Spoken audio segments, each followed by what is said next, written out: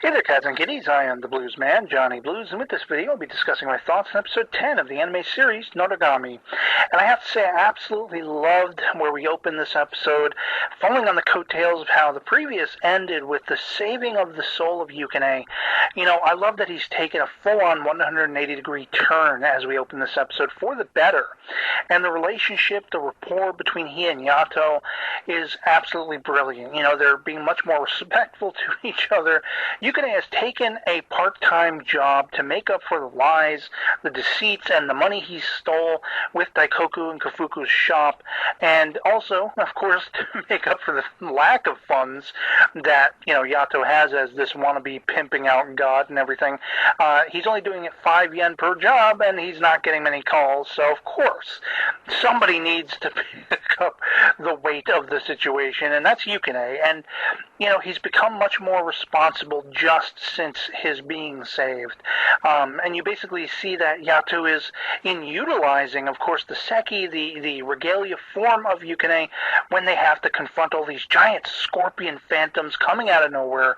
They're working in unison and in tandem. This is something I hoped we'd finally reach, and it was brilliant seeing that. Of course, with the good comes the bad, and there was an underlying undercurrent all throughout this episode. Those scorpion phantoms, as I say, played a large part of that, but most of it has to do with Hiyori and her relationship with Yato and Yukine, because, you know, we finally have a calling back, something that hasn't been referenced since, you know, basically the first or second episode. Hiyori's needing to have help with this, you know, ability to become a spirit form, to leave her body. Her body becomes unconscious, as we've seen time and again, and she has that tail that represents the link to her humanoid form that is sleeping and left behind and everything.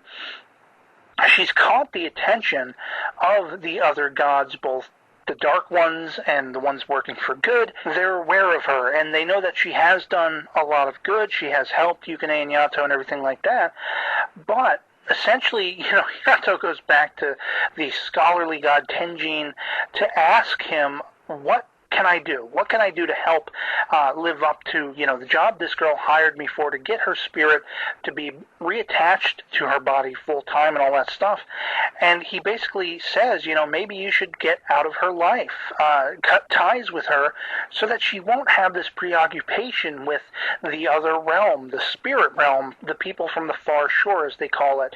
And she won't have this ability, or at least she won't have the focus to be able to have this ability of leaving her own body and everything like that, and basically having these out-of-body experiences. And it was also very fascinating, as we touch upon the regalias of this Lord Tenjin, that one of his regalias has been affected negatively by the same sort of darkness that swallowed Yukine for a while there. Hearing his story has prompted this other regalia to really miss her human life, the things that she can never achieve.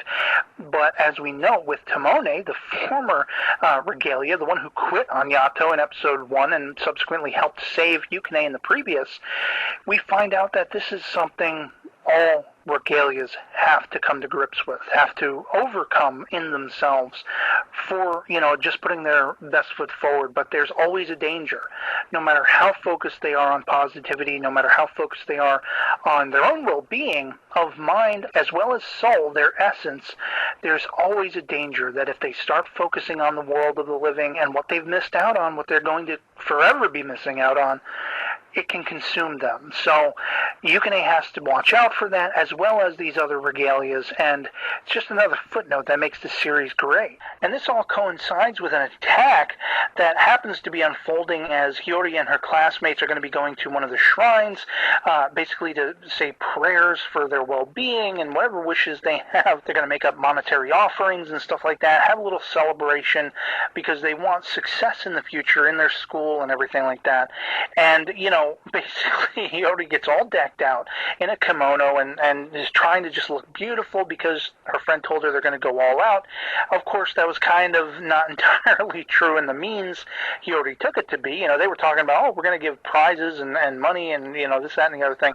But this is what segues to Lord Rabo and Nora focusing on her. Now, Rabo has basically been putting Yukine and Yato to the task. He is the one who has summoned all of these giant scorpion phantoms, while Nora is tailing Hiyori, and she basically gets very threatening. She even goes to the extent of having wolves attacking Hiyori, and she tells her, you have to get out of their lives because you are a problem. And as we see once, Yukine and Yato have defeated all of these giant scorpions, and Rabo is standing there kind of, this is the extent of Yato's power. It's hard to gauge whether it's more or less than he expected.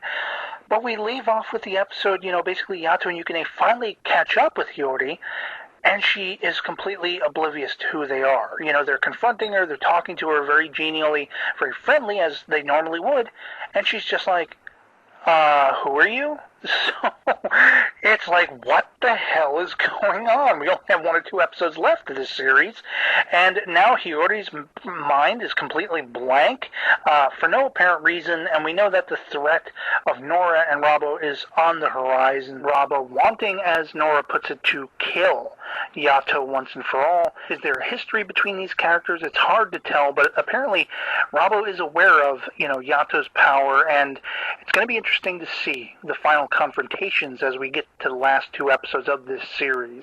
And yeah, otherwise that'll be pretty much it for me on this. Hope this video finds you well, and I'll catch you all later. Peace.